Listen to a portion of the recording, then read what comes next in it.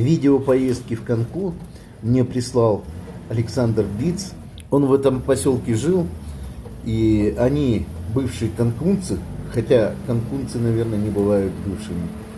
Это будет первая часть видео.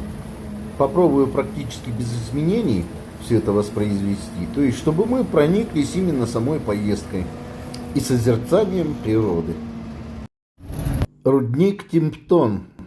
Тимптон в переводе с якутского означает замерзшая котловина, а в переводе с венкийского Тимптон означает выпуклый.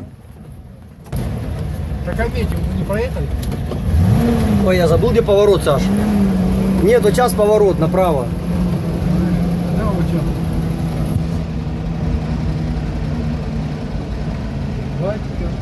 Сталинград. Канку в переводе с венкийского означает каменистый.